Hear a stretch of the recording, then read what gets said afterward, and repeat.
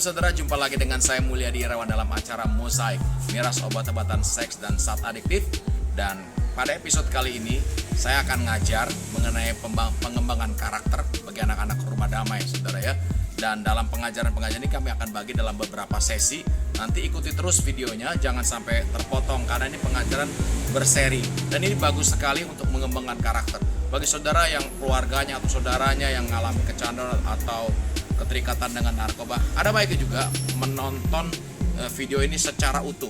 Ada bagian pertama, kedua, ketiga, mungkin 4 sesi kali ya saudara.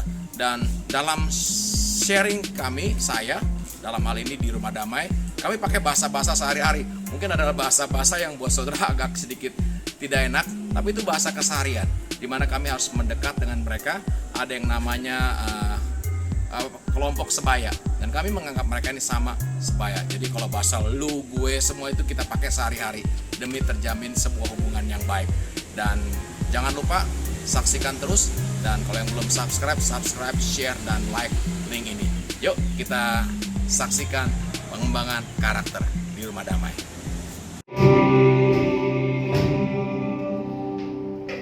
Biar Tuhan yang sentuh hati kami Tuhan, karena kami tahu ketika kami berjalan dengan Tuhan, Kau mau hati kami ini dibentuk. Biar hati kami jadi tanah yang paling subur untuk setiap benih firman Tuhan. Kami punya hati yang taat, kami punya hati yang selalu mau diajar Tuhan. Semua yang keras dihancurkan dalam nama Yesus, dan dengan hati yang lembut. Terima kasih Tuhan, terima kasih. Sampaikan firman-Mu, lanjutkan sesi ini biar jadi berkat bagi kami semua. Dalam nama Yesus kami berdoa. Amin. Ya, silakan duduk. Kita kemarin sudah sampai ke pertobatan ya. Review sedikit. Ada 3 tahap dalam pembentukan karakter, yaitu masih ingat, pertama secara normatif, kedua secara teologis, yang ketiga secara teladan. Ya, artinya berkata jadilah teladan dalam apa? Perkataan, tingkah laku, kasih, kesetiaan, dan kesucian. 5 hal itu gak boleh dilupa ya, harus diingat semua. Dan pembentukan karakter baru dimulai ketika adanya pertobatan. Amin. Karena karakter itu adalah Allah sendiri, karakter itu adalah kasih ya. Jadi Allah itu sendiri. Jadi tanpa Allah, tanpa pengenalan dan menerima Tuhan sebagai Tuhan dan Juru Selamat, tidak ada pembentukan karakter ya. Selebihnya itu hanya cuma usaha jadi baik. Usaha untuk belajar untuk baik. Tapi kalau bicara karakter itu dari Tuhan sendiri. Dan pertobatan kita sudah belajar. Nah, manusia ini, kita ini terdiri dari 3 unsur: roh, jiwa, dan tubuh ya. Roh, jiwa, dan tubuh. Dulu kita waktu kita masih sebagai manusia lama, kebalikan. Jiwa, tubuh, dan roh. Selalu jiwa kita utamakan. Gak peduli tubuhnya rusak kayak apa, biar aja. Apalagi roh. Jadi kita selalu zaman dulu sebelum kita bertobat, kita adalah manusia jiwa, roh, dan jiwa, tubuh, dan roh. Begitu kita bertobat terima Yesus, Tuhan beri kita roh yang baru.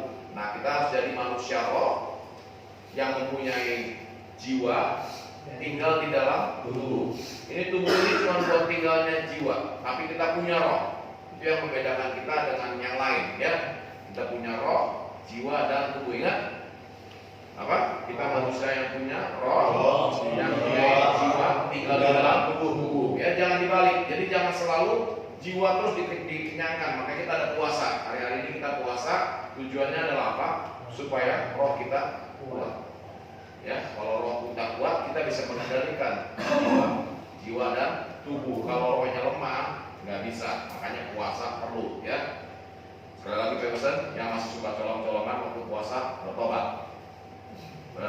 Karena kita nggak bisa. Ingat sekali lagi, pembentukan karakter selalu ada yang namanya problem dan pencobaan, persoalan dan pencobaan. Karena itu buat kita punya daya tahan ya.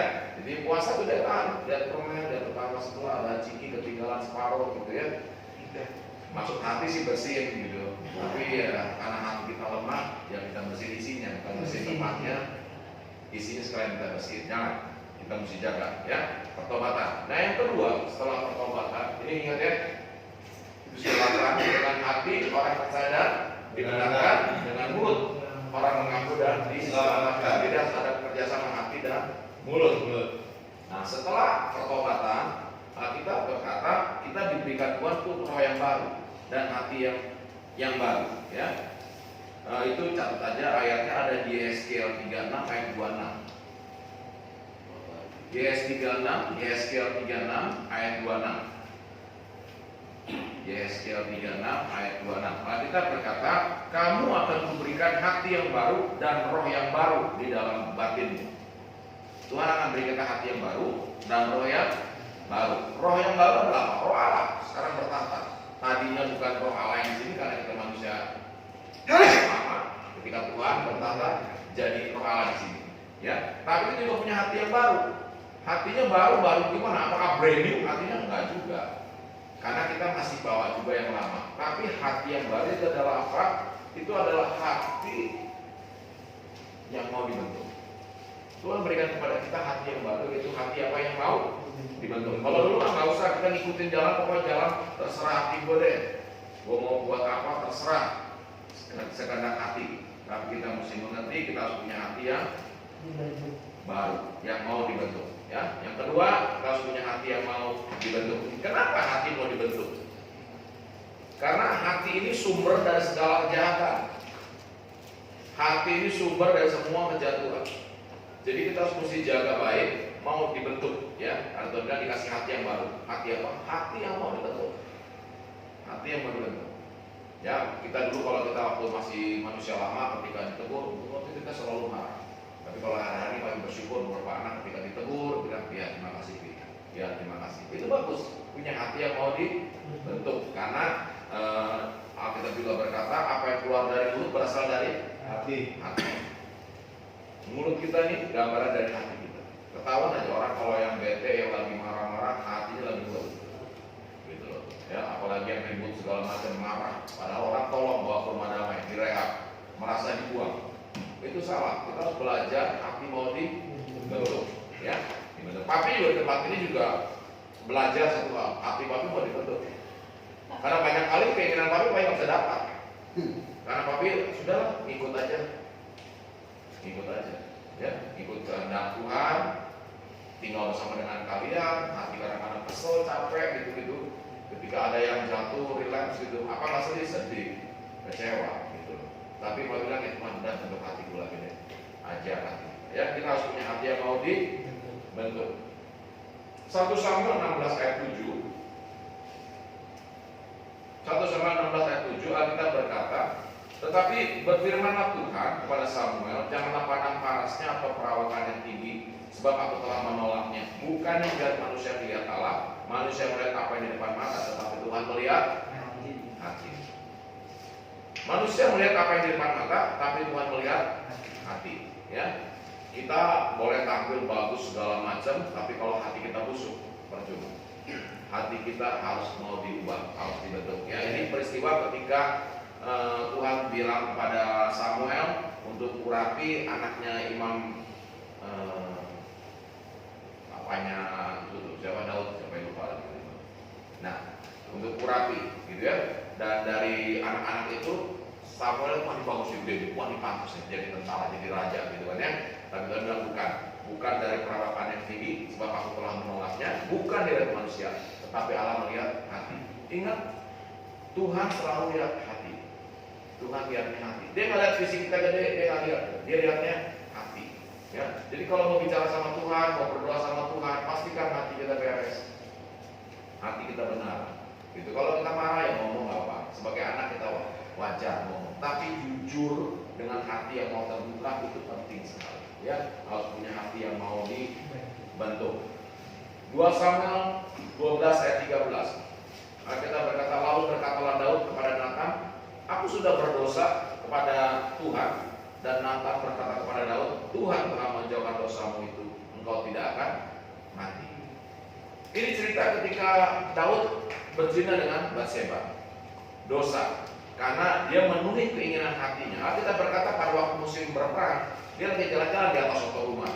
Lagi jalan-jalan, dia di mobil, ada cewek mandi.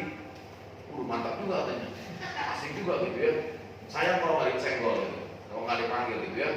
Pikiran manusia juga sama gitu kadang-kadang. Dan apalagi nggak ada yang lihat, nggak ada yang tahu. Ya, kita di sini juga sama. Kalau nggak ada yang tahu, benar kan? Hati kita sama dengan yang sesungguhnya kita hari-hari ada, gitu. Ketika nggak ada yang lihat, ketika malam sepi sendiri gitu ya. Nah, ini saatnya kita beraksi. Atau kita bersaksi. Beda beraksi sama bersaksi. Kita bersaksi bukannya beraksi, ya. Ya, kalau nggak ada yang lihat, udah aksi kita mulai gitu ya, mulai main gadget, mulai baca-baca situasi di sini gitu ya.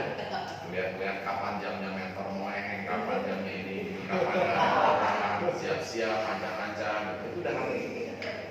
Daud juga sama, nggak mungkin tiba-tiba lagi duduk langsung dia datangi Batseba. Nah, itu semua dari hati mulai ngerancang. Wah, bisa mantap nih, ada orang juga sepi lagi gitu. Dia panggil, coba mampir dong. Batseba namanya rakyat, dia raja, ya. Dia istri Panglima loh padahal. Dan dia datang dan terjadilah sebuah hubungan seksual, ya. Dan hari itu ceritanya si Batseba hamil. Nggak ada yang tahu, nggak ada yang tahu. Dan Daud pun berusaha membuat Uria mati.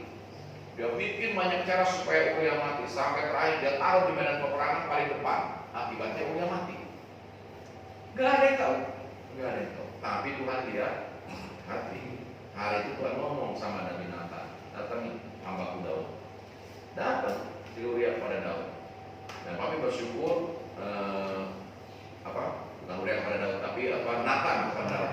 Baik, bersyukur Nathan itu seperti lalat bagi lukanya Daud.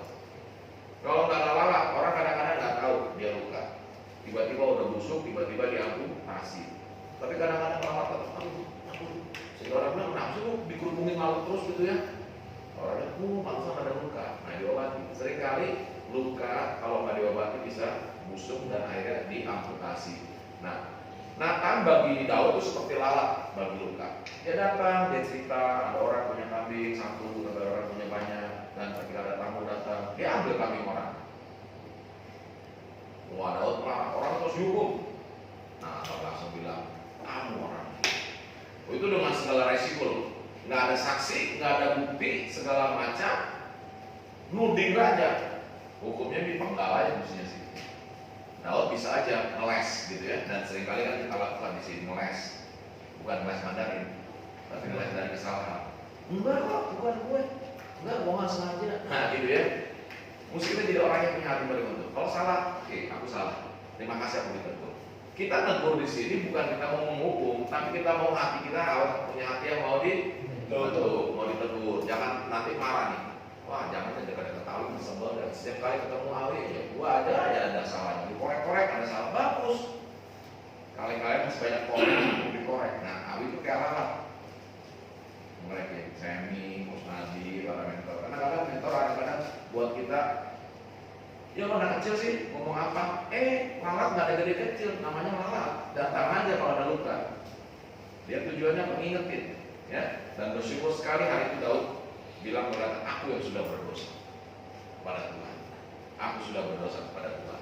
Dan hari itu Tuhan pulihkan hidupnya. Ya, Tuhan berkata dosa itu tidak membawa kematian bagi kamu. Dipulihkan hubungan Daud. Karena apa? Mau hati yang dibentuk. Kita semua ingat punya hati yang mau dibentuk. Karena dari hati itu pacarannya ke mulut kita. Mati hidup dikuasai lidah. Siapa suka memakan akan memakan buahnya. Nah, tadi kita tahu bahwa apa yang keluar dari mulut asalnya dari hati. Jadi jaganya di sini, hati. Hati dijaga baik. Lagu itu ya. Supaya jaga hati.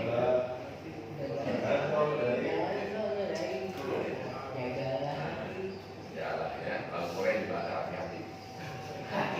Oke, yang pertama hati, karena hati ini tempat roh Allah terdapat. Ya, dia mau hatinya bersih, hati yang lebih bentuk. Jadi kalau yang masih ditegur, diomelin, diawasin, diperhatiin, bilang terima kasih ya, kamu baik buat saya. Amin. Kalau ada teman kamar yang jengkelin kita, jangan kita bilang, lu datang jengkel, makasih ya teman yang ngerecokin aku gitu. Ini supaya hatiku dibentuk, hati aku jadi tambah sabar, hati yang mau dibentuk. Amin. Yang ketiga, setelah roh dipulihkan, Tuhan tinggal, hati kita mau dibentuk, kita masuk ke jiwa. Ya, jiwa ini ada 3 aspek: pikiran, perasaan, dan kehendak. Jiwa itu ada 3. pikiran, perasaan, dan kehendak. Nah, pikiran salah satu bagian dari jiwa. Jadi kalau bicara pembentukan karakter, ini bicaranya holistik. Roh, jiwa, tubuh semua. Rohnya dipulihkan, dikasih hati yang baru, pikiran mulai diubahkan. Dari apa? Dari pola pikir yang salah jadi pembaruan akal budi. Ya, dari pola pikir kita yang salah, kita pikir bahwa dulu narkoba ya cuman ya fun, just fun. Kita ngerti bahwa itu salah. Kita tahu itu dosa. Ya, kita berkata orang yang orang yang takut akan Tuhan, dia akan menjauhi dosa. Dia akan mundur, gitu. Dia akan mundur dari dosa. Ya, dengan kasih dan kesetiaan kesalahan diampuni karena takut akan Tuhan, orang menjauhi kejahatan. Kalau kita berkata, karena takut akan Tuhan, orang menjauhi kejahatan. Jangan datangi kejahatan, jangan datangi teman-teman yang bisa bawa kita jadi makin drop. Alkitab jelas sekali, dengan kasih dan kesetiaan kesalahan diampuni karena takut akan Tuhan, orang menjauhi kejahatan. Kejahatan itu ada di mana-mana. Di rumah damai apakah ini kayak ini surga? Enggak, ada juga yang jahat. Tapi buat orang yang mengerti, dia akan menjauhi kejahatan. Ya, pikiran itu sumber, kita harus mesti ubah. Jadi pola pikir yang baik. Ada pepatah bahasa Inggris, thought is the mother of any action. Sooner or later you will do what you think. Pikiran adalah ibu dari segala tindakan. Cepat atau lambat kamu akan lakukan apa yang kamu pikirkan. Menurut Papi, seperti kayak Daud, kasusnya Daud, nggak mungkin dia tiba-tiba berzina sama si Batseba. Mulai dia lihat, dia pikir, dia renungin, dia bayangin sampai tembus ke dalam baju. Oh, ini begini bentuknya, ini. Tiba-tiba keinginannya muncul. Waduh, gua raja nih. Enggak juga, gua kan nggak salah, cuma dia lihat tempat. Itu pikiran semua tuh. Medan peperangan kita tuh di pikiran. Nggak salah kok. Cuma ngelihat doang masa salah. Gitu. Tapi akhir ini pepatah berkata apa? Pikiran adalah ibu dari segala perbuatan. Cepat atau lambat kita akan lakukan apa yang kita pikirkan. Jadi ini hati-hati mikirnya. Kalau kita mukul teman, nggak ada tuh istilahnya tiba-tiba mukul. Kecuali kamu ada kainan. Tapi semua adalah udah mulai benci nih. Satu hari kenal, satu hari kenal. Udah ada di sini, udah ada. Karena itu pikiran. Dan ini berkata cepat atau lambat kamu akan lakukan apa yang kamu pikirkan. Jadi kalau kita udah mikir yang enggak, sudahlah, lupakan. Hari ini yang masih mikir yang enggak, sudah bertobat. Kalau kita mau pembentukan karakter, kita harus punya pikiran yang mau diubahkan. Ya.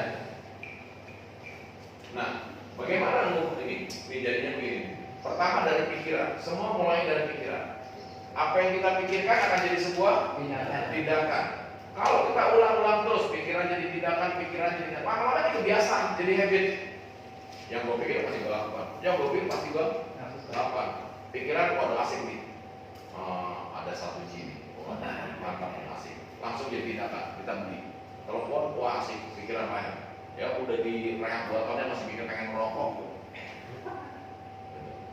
Hak asasi manusia lagi bilang, kenapa aku mau beli merokok? Yang ngomong gitu sini biar pakai nggak tempat sih, kasih firman gitu ya, pakai Alkitab atau pikiran ini diubah, amin. Apa yang bawa kita jatuh jangan dipikirin lagi. Tapi yakin di tempat ini masih banyak yang berpikir nanti keluar rehat pertama kali gua mau buat adalah apa? Rokok. Bukan Papi larang rokok, tapi rokok itu kita tahu itu awal dari kecanduan. Tidak ada satupun pecandu di dunia yang tidak mulai dari rokok. Semua mulanya rokok. Semua awal mulanya dari yang kecil, dari yang sederhana, yang dianggap nggak apa-apa biasa, tapi itu meningkat, eskalasi, akhirnya jadi kecanduan. Nggak ada orang bilang gua langsung pakai langsung sabu, kok nggak ada. Semua dari kecil. Nah, karena apa? Semua dipikirin, dilakukan. Lama-lama jadi kebiasaan, dan kebiasaan yang diulang-ulang jadi karakter. Dan karakter ini menentukan apa? Kekekalan kita. Apakah nanti Tuhan kenal kita? Bukan cuma kita doang yang kenal, tapi dia nggak kenal. Ingat kan Matius 7 ayat 21. Pada hari itu Abraham berterus terang, nyala engkau membuat kejahatan. Karena orang itu rajin loh, panggil Tuhan dengan sebutan Tuhan, Tuhan membuat mengusir setan, nyembuhin orang sakit. Karena gua kanan. Karena apa yang kita buat akhirnya jadi karakter, dan karakter yang menentukan terkenal. Kalau kita mau dibentuk satu hari ketika kita nanti ketemu dengan dia dengan wow, hamba gue yang baik dan setia. Amin. Amin. Amin. Pikiran, ya. Nah, ya. Nah, Roma 1 ayat 28 sampai 29. Ini pikiran yang lama, pola pikir yang lama diubah, ya, diubahkan dengan pola pikir yang baru. Pola pikir yang lama kita baru dari Roma 1 ayat 29.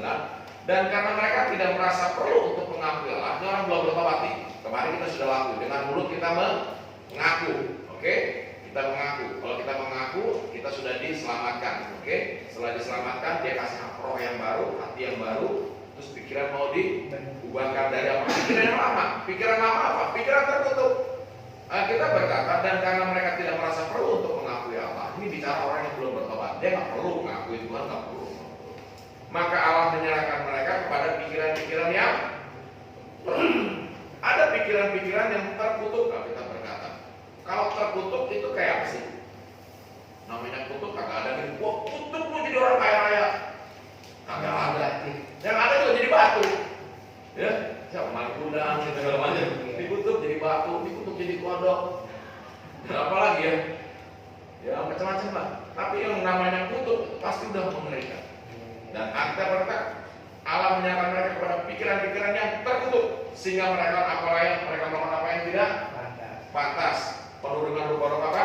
Kelaliman, kejahatan, keserakahan, kerusukan, dengki, pembunuhan, perselisihan, tipu muslihat, kefasikan. Berbagai ada semua di kita semua sebagai manusia. Ada pikiran kita semua apa? Jahat, lalim, lotakan, buatakan, gitu kan ya? Dengki, jadi hati, gitu kita sebagai hatinya. Terus kita bunuh apa? Bukan bunuh fisik, tapi kita bisa bunuh karakternya, bunuh masa depannya, bunuh keluarganya dengan cara ambil istrinya, gitu misalkan, hancur keluarganya. Ya, perselisihan, ribut sama orang tua, sama istri, sama anak. Tipu muslihat sudah memang udah dunianya kita lah ya. Tipsan, tipsin, gitu ya. Tipu sana, tipu sini, gitu kan ya. Dan kefasikan, fasik di depan, haleluya, di belakang, haleluya, gitu ya. Dan itu pikiran yang tertutup. Dan ini harus diubah, Gak boleh lagi pikiran tertutup itu mengikuti kita. Harus punya yang baru. Di Roma 12 ayat 1 sampai 2. Kita berkata, karena itu saudara-saudara demi kemurahan Allah aku menasihatkan kamu supaya kamu mempersembahkan tubuhmu sebagai persembahan yang hidup. Dikatakan mempersembahkan apa? Tubuhmu sebagai persembahan yang hidup. Jadi jangan persembahkan tubuh kita kalau udah mati. Persembahkanlah tubuh kita yang hidup. Artinya apa? Selama hidup kita adalah sebuah persembahan. Betul nih. Selama kita hidup nih, selama kita masih diberi nafas, hidup kita adalah sebuah persembahan. Dan Anda berkata supaya kita mempersembahkan tubuhmu sebagai persembahan yang hidup. Bukan kalau udah mati, tapi persembahan yang hidup lewat tubuh kita, lewat kelakuan kita, lewat sikap kita, lewat cara berpikir kita, lewat hati kita, lewat perilaku kita. Itu persembahan yang hidup.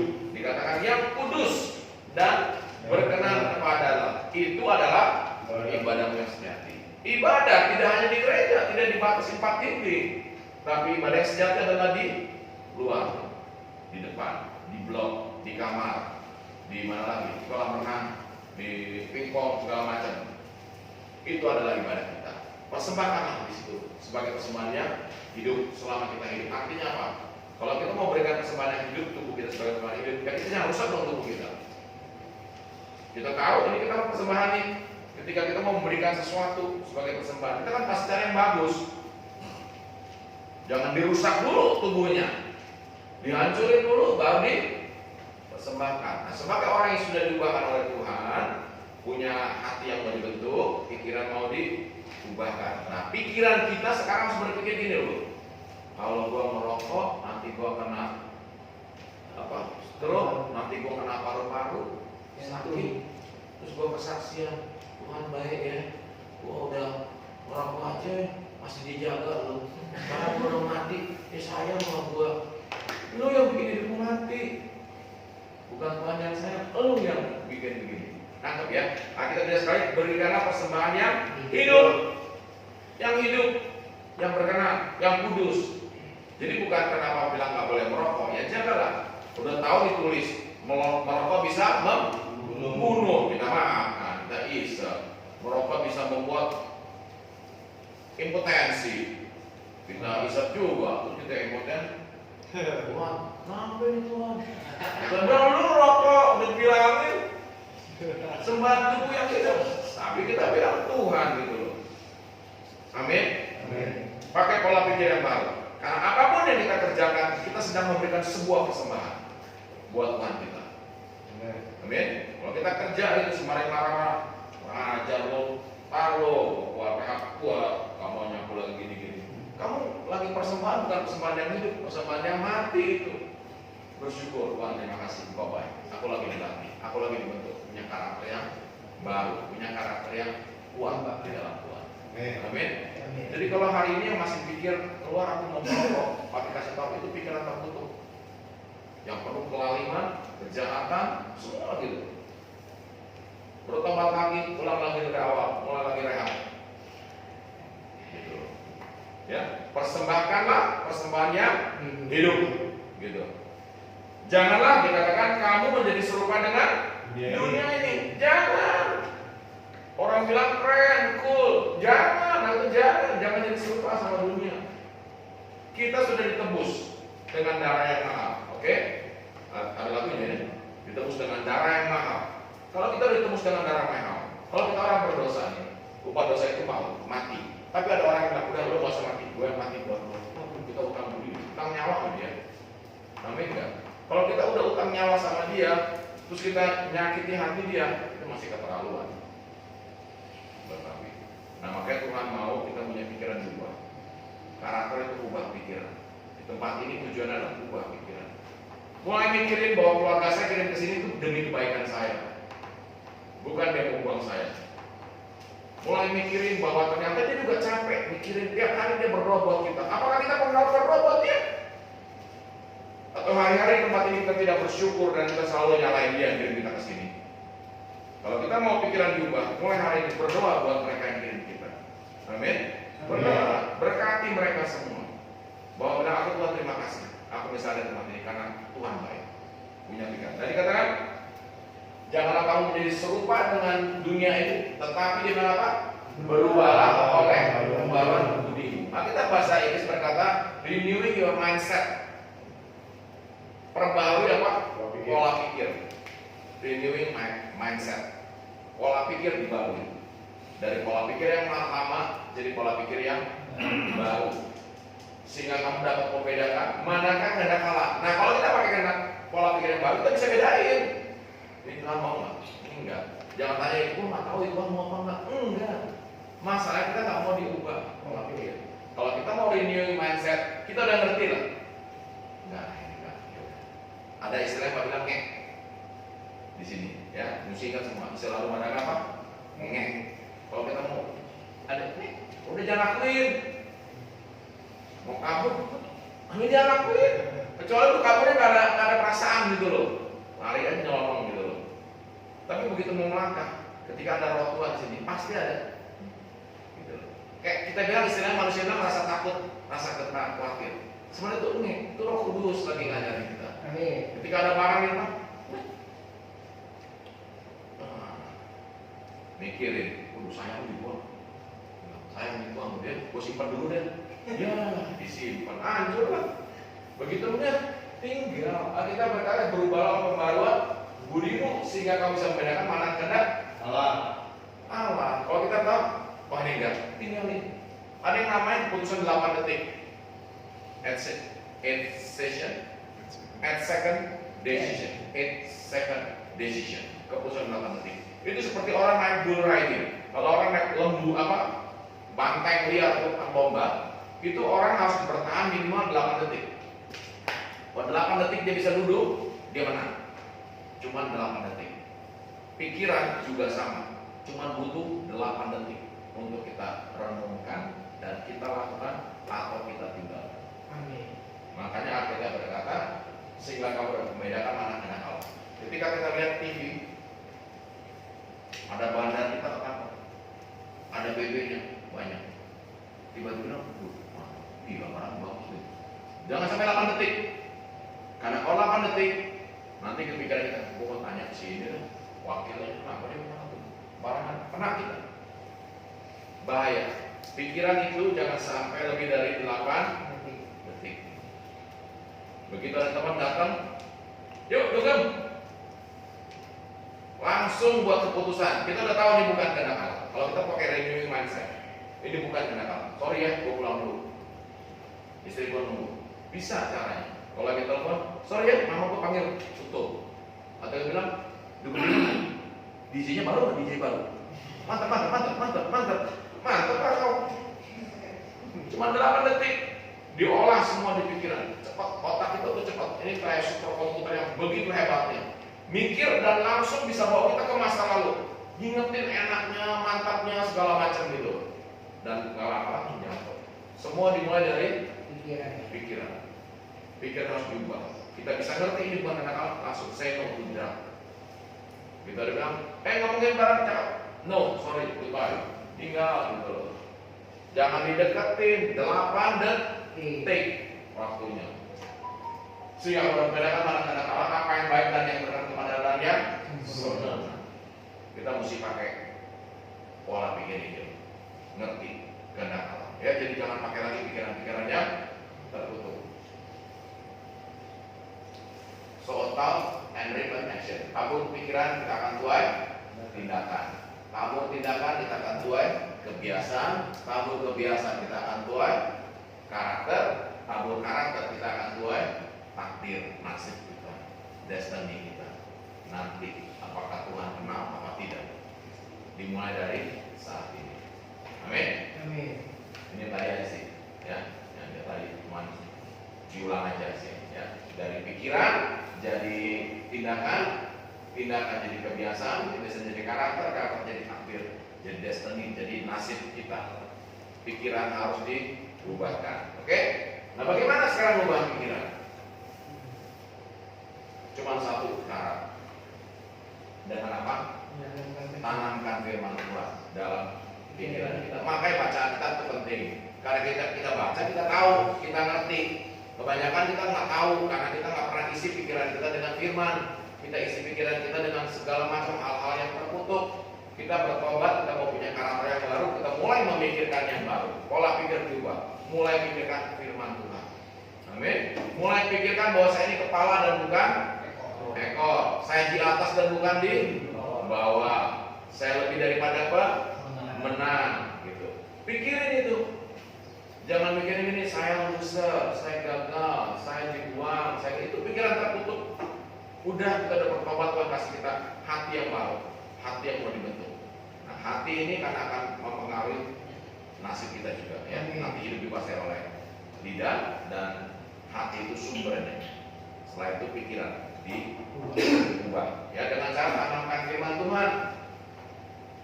Tanamnya firman apa ini aja lihat aja. Jadi akhirnya saudara-saudara, semua yang benar, semua yang mulia, semua yang adil, semua yang suci, semua yang manis, semua yang sedap didengar, semua yang disebut kebajikan dan patut dipuji. Dikatakan apa?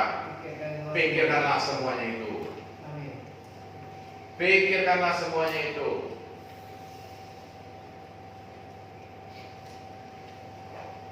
Kalau kita mau punya pikiran yang diubahkan, pikirkan yang mulia, yang adil, yang suci, yang manis, yang sedap didengar, yang disebut kebajikan dan patut dipuji. Pikirkanlah semuanya itu. Amin. Mulai membawa. Gampang nggak? Nggak gampang sih. Tapi kalau kita mau, kita pasti ditolong. Amin. Karena Allah turut bekerja dalam segala sesuatu mendatangkan kebaikan. Tapi kalau kita nggak mau, nggak mau kerjasama, ya tetap aja nggak bisa. Amin. Pikiran harus diubahkan dengan cara tanam firman Tuhan. Tanam, baca, renungkan, tanam firman Tuhan. Nah, kalau kita takut, kita khawatir, kita takut, kita pikirin gitu, itu akan jadi apa? Tindakan. Akhirnya apa? Kita jadi orang yang nggak aktif, diam. Karena apa? Takut. Gue nggak berani. Akibatnya apa? Lama-lama kita jadi orang yang nggak aktif, nunggu aja diam. Kalau kita nggak aktif, kita orang yang nggak pengalaman. Datang lagi ketakutan, kita diam, gitu lagi, nggak pengalaman. Dan akibatnya apa? Kita jadi nggak punya kemampuan, jadi lumpuh. Covid ini juga bahaya. Kalau kita terlalu takut, kita bisa lumpuh loh. Tapi kita mesti percaya bahwa Tuhan beserta kita. Amin. Kita dilindungi, tapi tetap harus pakai hikmat juga. Jangan bilang, waduh, udah, gua bersama dengan Tuhan. Sini mana Covid, gua peluk, gua cium, gitu. Kalau perlu lu bersih di muka gua, ya, cari penyakit, ya. Tapi ketakutan kalau terus-terusan dipikirin akan jadi kita tidak aktif, terus jadi nggak pengalaman, terus jadi tidak kemampuan, dan terus dia tambah gede, takut tambah besar, terus circle ini akan berputar terus. Makin takut, makin tidak bergerak. Ini harus diganti, masukin firman Tuhan plus kebenaran. Masukin, tanam firman. Ketika firman masuk, kita akan jadi orang yang aktif. Oke, Tuhan bilang aku pemenang ya, kalau tidak menang, oke, aku coba. Ketika kita coba, bisa loh. Kita jadi orang yang berpengalaman, punya pengalaman rohani dengan Tuhan. Buat Tuhan tidak pernah tinggalkan aku.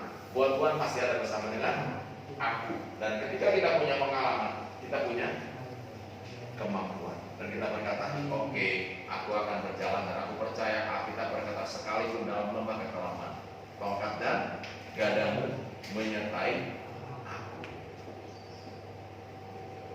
Kalau dibicara lagi, sekalipun dalam lembah kekelaman, ya kalau bahasa Indonesia, tongkat dan gadamu menyertai aku. Itu sebenarnya kurang tepat.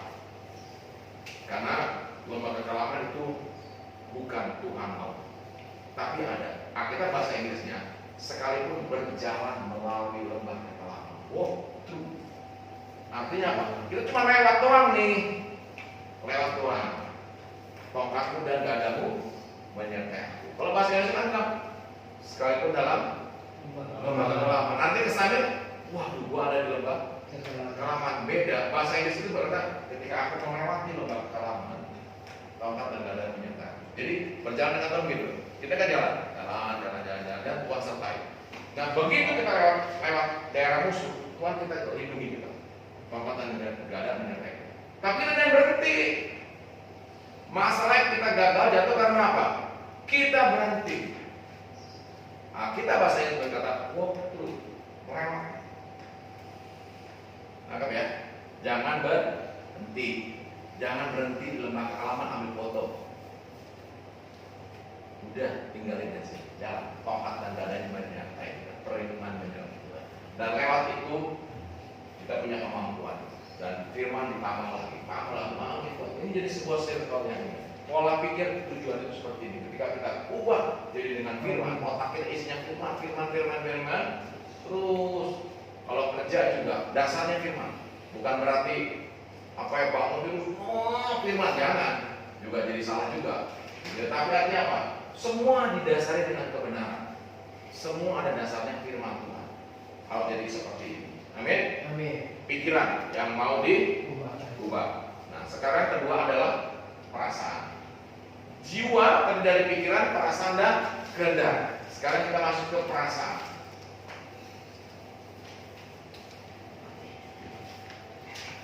Perasaan kita seringkali melo. Aduh, galau nih gue nih. Aduh, gue gini ya. Kenapa sih bisa begitu? Karena ada luka sih biasa di masa lalu. Mengakibatkan orang jadi seperti itu. Ya. Nah, perasaan harus disembuhkan. Pikiran diubah, perasaan disembuhkan. Jadi kita nggak jadi orang-orang yang melo, punya perasaan gampang galau gitu loh. Wong kita galau, itu artinya galau juga ya. Galau itu galau. Semua. Wong kita semua. Oh bukan ya galau ya. Gue kira mau gitu galau, wah payah banget orang Palembang galau semua. Gue pikir gitu salah ya. Jadi wong kita, jadi orang kita semua. Oh, benar. Jadi orang yang nonton nanti wong kita galau itu bukan wong orang kita galau, tapi kita semua. Gitu. Terima kasih orang Palembang. Nah ini pola pikir diubah, ngerti jadi begitu. Selama ini Pak pikir orang Palembang galau-galau. Ternyata salah, kamu harus ubah mulai besok. Kamu tidak galau. Perasaan harus disembuhkan, ya. Dari apa? Luka batin, jadi pengampunan dan hati nurani yang murni. Kita pasti pernah punya luka, kita pernah punya kesalahan. Seringkali kalau kesalahan kita diomongin itu langsung meledak. Cirinya gampang, orang yang sebelum berdamai dengan masa lalu, gampang aja. Ketika mama bilang gini, mungkin anaknya Pak Paulus berkata, kemarin motor yang dijual apa? Oh iya, dia tanya motor. Nah itu berarti masih belum sembuh. Ngerti kan? Padahal kan cuma nanya, Pak motor kemarin dijual kemana? Tapi langsung meledak. Pasti dari kita tuh pasti ada hal-hal yang kalau orang ngomong sedikit meledak. Nah kalau kita mau punya karakter yang baik, berdamai dan itu sudah terjadi, ya maafin lah, itu kemarin aku juga masalah. Jangan aku terbuka, aku jujur, gitu. Jangan bilang nanya-nanya lagi lo, inget-ingetin aja. Artinya masih luka, congkel, aduh sakit. Jadi kalau hari-hari ini ada yang begitu orang tuanya, istrinya atau anaknya ngomong itu langsung berdamai. Langsung berdamai. Itu artinya kita mau bikin luka kita sembuh. Ngerti nggak? Luka kita sembuh. Kalau ada orang-orang yang telepon, kita paling nggak suka nih kalau dia telepon, tapi nggak ngerti lah. Misalkan kita nggak suka sama papa kita, tapi selalu kalau mama telepon, papa nimbrung. Nah ngomong sama asik, "Wah, gimana kabar baik ini?" Tang ganti apa? Ya Pak. Apa? Ya. Dan. Hati-hati. Itu ada luka. Berdamai. Ampuni. Itu udah masa lalu, sudah terjadi. Kita nggak mau masa depan kita ditentukan dari masa lalu. Masa depan kita ditentukan dari masa sekarang. Karena tidak ada masa depan di masa lalu. Masa depan ada di masa sekarang. Sekaranglah waktunya kita saling mengampuni, saling berdamai. Luka-luka semua diberesin itu. Amin. Jadi nanti kalau ada telepon, ada apa, kalau ada perasaan, selalu kalau ngirim murahan. Nah, lihat itu hati kita ada luka. Ada orang setiap kali gitu. Dulu gini ya, papi ini orang tua anak tahu papi suka timun. Papi suka timun. Ada orang tua anak, papi nggak sebut dari mana, nanti nggak ketahuan gak enak. Dari mana? Kalau datang ke rumah apa? Kasih oleh-oleh papi timun. Yang lain bawain bacang, dibawain ini. Papi kasih apa? Timun. Kamu nih bawa timun kesukaan. Wah enak timun dari daerah enak, garing, perutuk-perutuk. Dan papi makan. Tapi waktu dia datang lagi, dia bawain apa? Timun lagi. Yang lain bacang, coklat, kue, macam-macam. Papi dikasih timun. Dan papi enak timunnya. Besok datang lagi, timun lagi, lebih banyak lagi. Aduh kalau timun itu lama-lama juga pusing juga nih papi lagi ya. Papi juga pengen juga bacang gitu kan ya. Dia setiap kali denger dia udah mau datang, tiba-tiba mati-mati timun. Ternyata timunnya bisa bikin kepahitan loh. Padahal maksudnya baik kan? Baik. Kenapa buat timun lagi? Yang orang dikasih bacang, yang orang dikasih kue, yang ini dikasih nastar. Lah kok timun? Timun lah, gue juga suka yang lain gitu loh. Tapi papi berdamai, bilang Tuhan, aku terima kasih. Paling tidak aku ngerti dia perhatian sama aku. Oke? Dan ketika dia datang berikutnya, Bang mau dibuat timun. Terima kasih Bu, terima kasih. Tapi saya boleh nyicipin nggak tuh bacang? Oh suka, oh doyan. Dia dapat bacang. Lalu kamu udah berdamai, nangkep ya? Jangan kita pendam. Terima teleponnya, Pak mau datang? Iya deh. Ya datang kan? Langsung bilang kami, timun. Itu udah salah. Itu bukan, ngerti ya? Belajar, kita harus belajar untuk ngampuni. Ya. Langkah mengubah luka batin lewat pengampunan. Luka batin itu hanya bisa diobati lewat apa? Pengampunan. Ya sudah, ini sudah terjadi. Kita nggak bisa bilang Tuhan balik lagi deh waktu hidupku ke masa lalu. sehingga aku bisa jaga diri. Nggak bisa, itu sudah terjadi. Ya, orang tua kita, istri kita, mungkin kalau ngomong rasanya sepet banget. Setiap kali ngomong kayaknya sepet gitu loh. Ngomongnya kalau sama anak bilang, halo sayang, apa kabar? Ketika sama kita, baru pulang loh. Kayaknya beda banget gitu kan laki-laki cuma ngerti gitu kan. Ih gila lu ngomong-ngomong kayak gini gitu loh. Ngomong sama anaknya, sayang, makan ya, makan ini. Ketemu kita ya, belum makan? Iya nanya begitu anak, makannya, udah belum? Gitu, mau makan? Kenapa? Kayaknya kesel banget begini kita makanan gitu ya. Nah kalau ada perasaan-perasaan gitu di hidup kita, berdamai. Amin? Ini kuncinya, berdamai. Jadi mulai hari ini pesan papi kita jadi orang terbuka. Mau punya perasaan yang disembuhkan. Gitu. Kepada orang-orang yang sepertinya selama ini menghina kita, ngejek kita, berdamai. Ungkapkan perasaan kita, ampuni itu semua. Ya. Nah, bagaimana langkah ubah batin dan kekal? Pertama, tunjukkan perhatian pada hal yang kekal, bukan yang sementara. Kalau aku luka terus, lama-lama hidupku akan dikendalikan oleh luka, dan aku nggak akan maju. Ngapain? Ya udahlah, aku berdamai karena aku mau memikirkan yang kekal, nggak yang sementara itu. Ngapain urusin yang begitu? Kadang-kadang orang yang luka kita udah lupa. Amin. Satu hari kamu punya masalah dengan koko papi.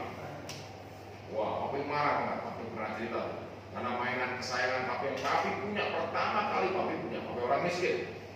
Jadi waktu papi jadi pengiring pengantin dikasih hadiah, dikasih uang. Uang itu papi cuma bisa beli mobil-mobilan yang didorong, jalan gitu loh. Cuma bisa beli mobil itu, nggak ada lagi. Dan papi pulang, senang mainan pertama yang papi punya.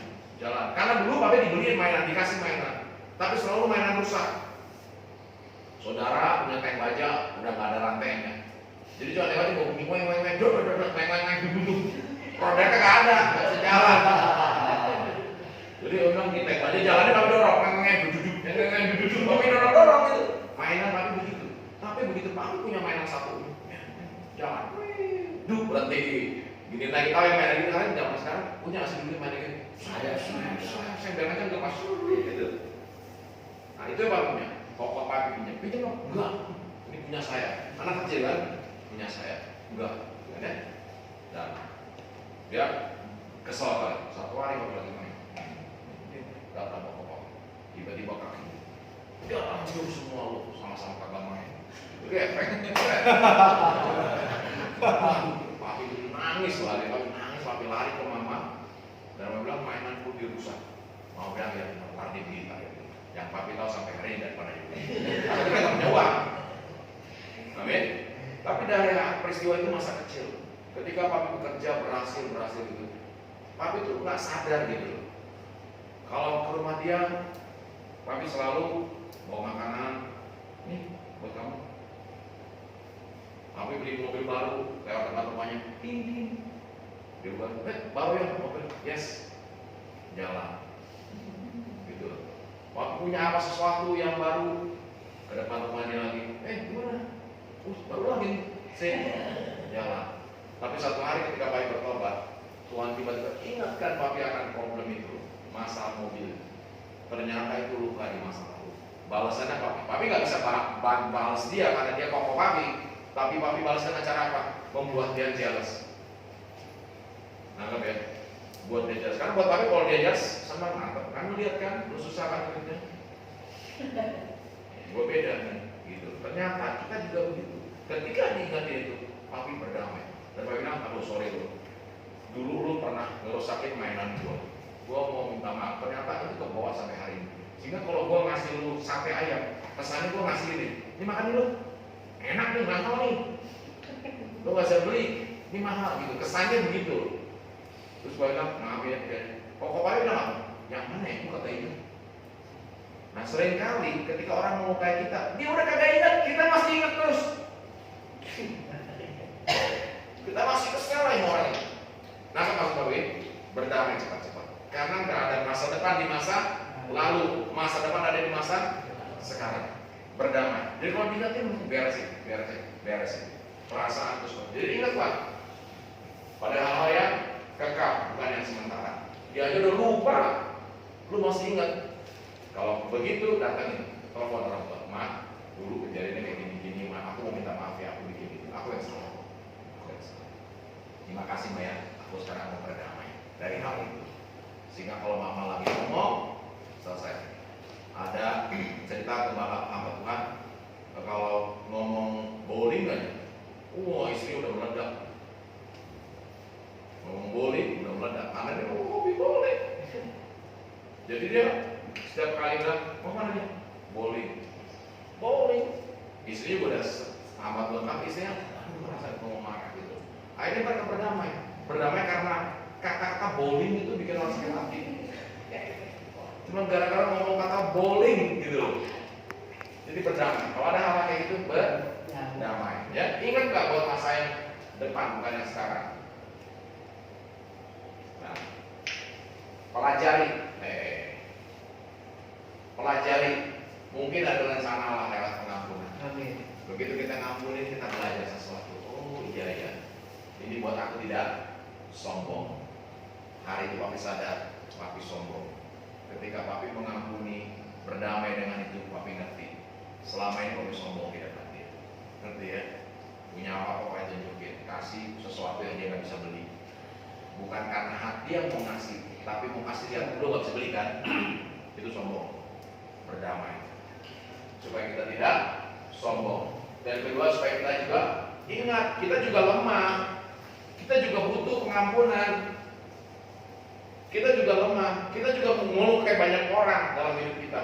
Dan kita juga butuh diampuni. Amin. Yang berikut, persiapan untuk boleh menghibur orang lain. Ketika ada teman bilang ini, setiap kali bapak buat telepon, saya kesal banget. Nah, gue punya pengalaman yang sama dengan bapak. Tapi setelah gue berdamai, gue ngomongnya enak sekali sama bapak. Nah, kita boleh menghibur orang. Ketika kita bisa lakukan ini, kita bisa hibur orang. Amin. Amin.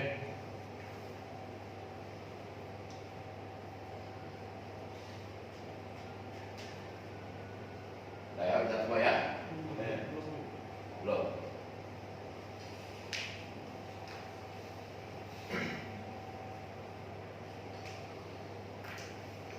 15 slide aja kita selesai.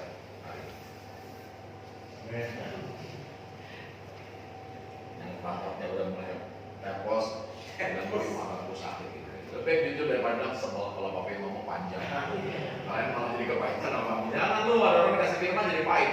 Jangan, karena apa? Makanku sakit tuh. Oke, makanku sakit. Oke, lanjut ya. Satu slide terakhir. Sebelum saya. Nah, yang berikut adalah apa? Bersyukur untuk apa yang terjadi. Bahwa ini semua terjadi demi kebaikan. Bahwa Allah terus bekerja mendatangkan kebaikan. Bersyukur, terima kasih. Oke, bersyukur. Terus yang berikut adalah apa? Bandingkan hutang kita kepada Allah dengan hutang orang yang menyakiti kita. Hutang kita sama Tuhan ini terus dengan darah yang mahal loh. Masa cuma gara-gara dimarah-marahin kita sampai benci sama dia? Hutang dia nggak sebanding dengan hutang kita sama Tuhan. Kalau Tuhan ampuni, ya udah kita ampuni juga deh. Nah, ya, hutang kita jauh lebih besar kepada Tuhan dibandingkan hutang orang yang menyakiti kita. Berdamai dengan diri kita. Ya, yang selanjutnya ampuni orang yang melukai kita. Ampuni. Belajar, Tuhan, aku ampuni. Dan sekarang Tuhan, pulihkan hati, pulihkan perasaan, supaya aku punya hati yang baru, punya perasaan yang disembuhkan. Ampuni, ya. Setelah itu adalah apa? Berkati orang tersebut. Berkati orang tersebut. Macam-macam. Kita bisa doain dia ketika dia sakit. Kita bisa kunjungi dia.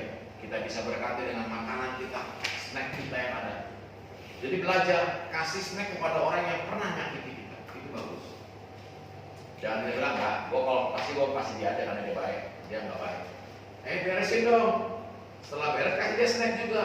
Itu belajar berkati orang lain. Kalau kita cirinya ngampuni, ketemu orang itu kita udah nggak sebel lagi. Itu cirinya. Dan kita sama seperti orang lain, kalau kita kasih dia snack, kita juga bisa kasih dia snack. Itu ciri. Belajar memberkati orang. Amin. Berkati orang tua kita, istri kita, anak kita. Berkati. Yang kita bisa berkati apa? Lewat tubuh kita yang hidup hari-hari ini. Amin. Oke, perkataan, sikap, tingkah laku. Dia bilang terima kasih ya Mak, terima kasih ya Pak, terima kasih istriku, terima kasih anak-anak Tuhan, terus berdoa mensupport aku di tempat ini. Amin. Berikan itu, berkati dia. Ya, papi lakukan dengan koko papi tahu dia susah. Ketika papi berdamai dengan dia, papi sama koko yang satu lagi, kita patungan, kita beli mobil, kasih dia. Hari itu papi berikan mobil bukan dari hati orang, lu lihat dia kasih mobil enggak. Papi benar-benar hati papi itu lega gitu. Kasih, berkati dia. Sampai hari ini hubungan kita baik. Amin. Amin. Amin. Harus jadi itu. Punya perasaan yang mau disembuhkan, hati mau dibentuk, pikiran mau diubah, perasaan disembuhkan. Kita akan ketemu pada sesi yang berikutnya. Ya, oke, kita berdoa. Tuhan, kami sudah selesai sesi hari ini. Kami akan lanjutkan sesi di hari besok. Tuhan menyertai semua yang sudah dipelajari biar ditanam Tuhan itu kami kuat-kuat. Dan kalau hari ini kami belajar pengampunan, Aba berdoa dalam nama Tuhan Yesus, Tuhan yang menguji hati, Tuhan yang melihat hati kami semua. Kalau ada kebusukan, kalau ada rusak, kalau ada luka di hati kami, biar Roh Kudus ingatkan supaya kami berdamai dengan masa lalu, supaya kami keluar sebagai Tuhan. Amba berdoa dalam nama Tuhan Yesus, Tuhan beri anak-anakmu hati yang mau dibentuk, pikiran yang mau diubahkan, dan perasaan yang mau disembuhkan. Izinkan Tuhan menyembuhkan perasaan kami hari-hari ini Tuhan. Kami mau katakan semua luka-luka masa lalu, kami mau berdamai dengan itu. Dan kami mau percaya ketika kami berdamai, Engkau mulai terus proses pembentukan karakter hidup kami, sehingga sempurna semudah apa yang Engkau mau. Terima kasih Tuhan, terima kasih berkat yang baik, turut dalam nama Yesus. Kami akan lanjutkan kursi kami di dalam nama Yesus yang berdoa. Amin. Amin. Yuk, alih berdiri.